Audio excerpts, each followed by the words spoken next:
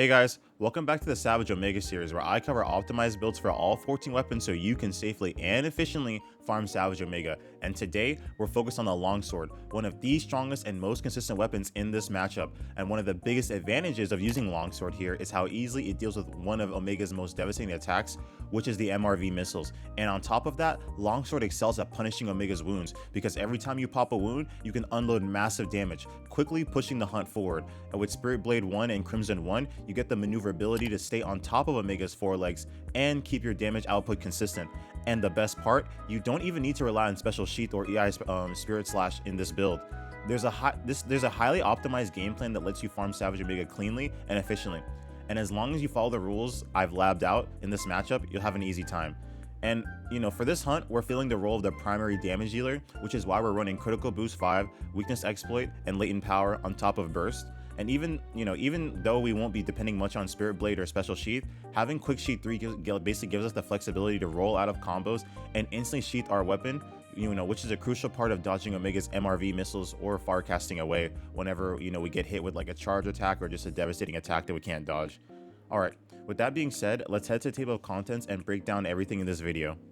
Alright guys, so if you just want the equipment and decorations, just head to the timestamp down below so you can get the charm, equipment, everything you need to be able to copy this build. If you want to see how to use this build, then watch the playstyle section where I'll walk you through how to use this build to farm Omega easily. And finally, at the end of the video, this is just a thing that we're going to be doing. I'm going to highlight a few comments and just some community discussions so we can have an open dialogue about this channel and just improvements that can be made and just what you guys want, so I can add more to the channel and just make sure I'm delivering. All right, let's get started. Now, when the hunt begins, approach Omega and open up with Palm Motif to get some early damage in, and then right after that, Omega will usually respond with Rocket Fist attack, and this is where the first key rule of this build comes into play, and that is, whenever Omega launches his Rocket Fist, you need to immediately sheath your weapon and create distance.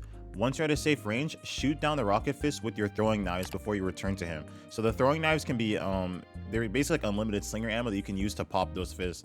Now, the reason why we back off here is simple. Omega often follows up the Rocket Fist attack with a flamethrower, and even though you can dodge it, there's no reason to risk it, because if you're not in the position to safely punish him, then it's just better to stay out of range altogether, because overcommitting here can easily lead to a card.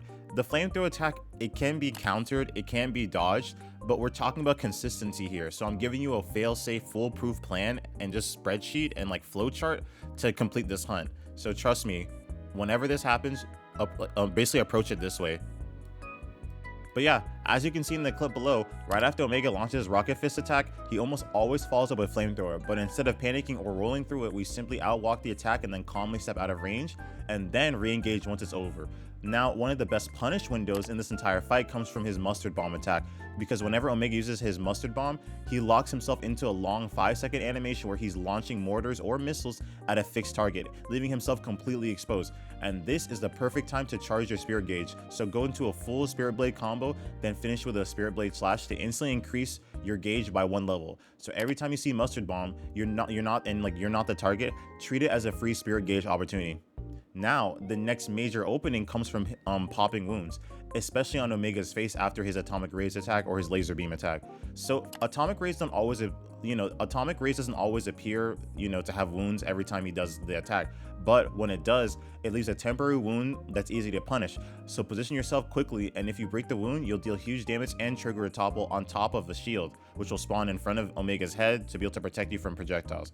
So this gives you a perfect setup to go straight into Spirit Charge. So after you pop the wound, immediately start charging your Spirit Charge attack, and then you'll be able to get your Spirit Slash, so you'll be able to get another gauge. But you can see what I mean in the clip below. So yeah, Mustard Bomb, Atomic Rays, Laser Beams, these are some attacks that you can really exploit in this hunt, and you'll see more examples later. Alright, let's talk about the Omega Micros attack and what you should do during that and what your punish window is. So in this clip below, you'll see me using Spirit Blade 1 and Crimson Blade 1 to deal consistent damage while using the directional inputs to angle my strikes and stay locked onto Omega's forelegs. And then midway through the sequence, Omega launches his Omega Micros attack, but that's perfectly fine because in moments like this, when you're already positioned close to his forelegs, just keep attacking. The Omega Micros themselves don't pose a threat unless you stop moving or hesitate. This is actually one of the safest windows to keep your pressure up. What really matters is what Omega does after he launches his Micros. In this case, he transitions into his Mortar Fire, and this is where you want to disengage immediately. Now, you might be tempted to counter this move with foresight slash or special sheath, and technically you can, but it's just not worth the risk. We're trying to be more consistent. So when we already have a safer guaranteed option for survival, there's no reason to gamble with counters. So instead, just use your evading center to keep rolling out of range. And in some situations, it's even better to roll away than roll again, and only sheath afterwards once you're fully clear. So here's why that order matters. So Omega often basically changes Mortifier directly into Atomic Rays, trying to bait you into sheathing too early. This may sound really technical and annoying, but this is where a lot of the frustration comes in this fight, because Omega does these kind of setups and you don't know what he's doing, but it's to catch you. So you shouldn't sheath here, you should just keep rolling.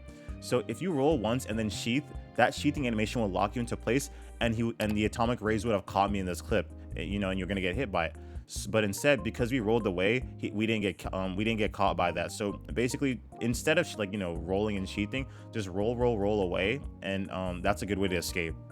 So in this next clip, you'll see us laying down consistent damage on Omega, and it really captures the core strength of using Longsword in this matchup, because every swing from Spirit Blade and Crimson Blade lands with impact, stacking strong, steady DPS while maintaining control over the fight. And thanks to the directional input feature, we can continuously adjust our positioning mid-combo, staying glued to Omega even as he moves or shifts his stance. And what makes this especially powerful is the width of Longsword's hitboxes.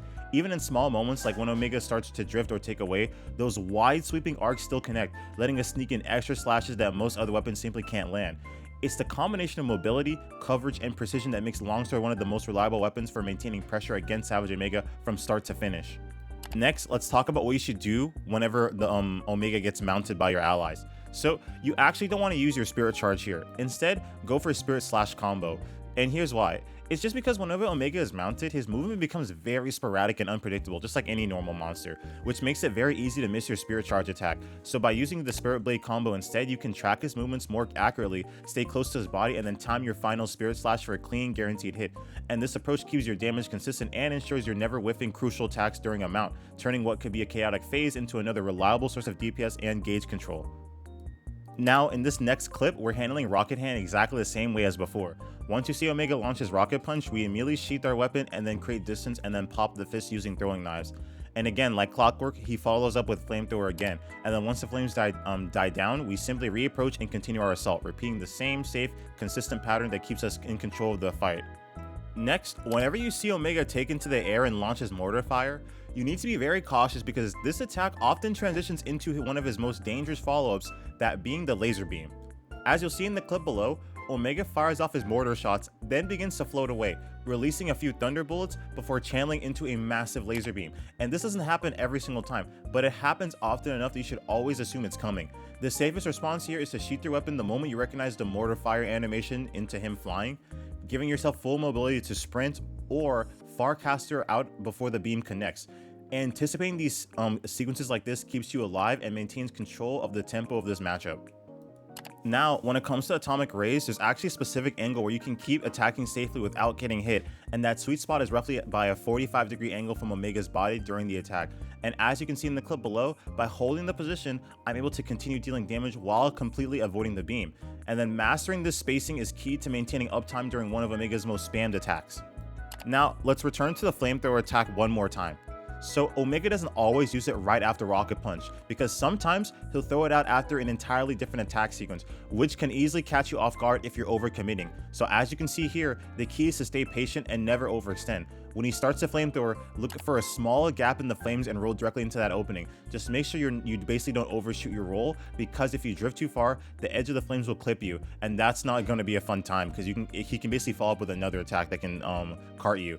But anyways, clean movement and controlled rolls are what makes this matchup feel constant and safe, so even when Omega mixes up his timings, as long as you have a game plan, you'll be fine. Next, let's talk about Labored Wave Cannon. So whenever Omega uses this attack, the beam always sweeps towards his left side, meaning your right, from the hunter's perspective.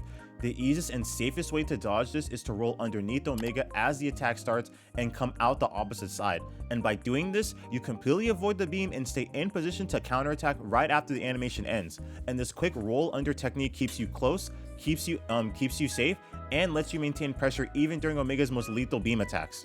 And when it comes to Omega's freeze attack, the main thing you need to watch out for is basically overcommitting. And as you'll see in this clip, I'm mid-combo and then he starts charging the Frost Bomb.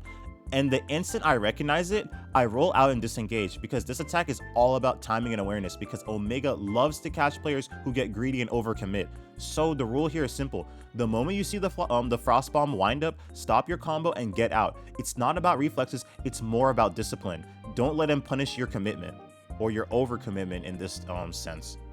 Now, going back to Atomic Rays one last time, aside from the 45-degree angle safety net, if you're not at that right angle and you're attacking, if you have the reflexes for it, you can use Foresight Whirl Slash mid combo to cleanly dodge the beam even while attacking. So these moves give you a built-in defense mechanism for moments where you've overextended and you don't have time to roll or reposition. And this can be used for any attack, but we're just talking about this instance, in particular. So it's a tight window, but mastering the timing lets you turn what would have been a punish into a seamless counter evasion, keeping your flow uninterrupted and the pressure constant. As for Area 3, all you're going to do is whenever Nursilla spawns, switch to your Coot Light Bogan and paralyze him, and then switch to your rapid fire gauge and your flame ammo to basically whittle him down. But you do want to shoot your adhesive ammo into him first and then unload all your flame ammo. And with that, he'll pretty much be dead. This is the same tactic that we use for every single Omega build. There isn't much of a difference in Area 4. The key thing here is just to make sure you have a Farcaster ready. And as you can see in the clip below, Omega starts tossing out a barrage of projectiles and eventually transitions into his charge attack. But before that connects, I Farcaster away, and just a few seconds later, my team secures the kill. So there isn't really much else to it, just execute the same tactics that we've covered throughout this entire video and you'll close this fight out cleanly. Alright, let's head to the equipment and decorations so you can copy this build in Playstyle. Alright guys, here's all the decorations, talisman, equipment pieces, everything you need to copy this build and this playstyle. So I'll leave the full setup on screen for you, so feel free to pause the video and take a closer look at it, screenshot it, and yeah, I'll just leave it here for you.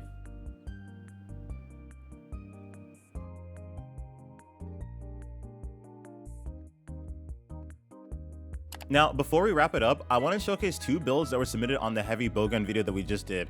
One is from Lamu and another is from Vosh. So if you want to try out their versions of the heavy bowgun build, here they are. Next, here's a comment from Ordinary Nobody who brought up something really interesting, about the builds using Omega sets. So I'll definitely be making a few videos focused on using the Omega sets to make some builds once the Omega build series is complete, so stay tuned for that.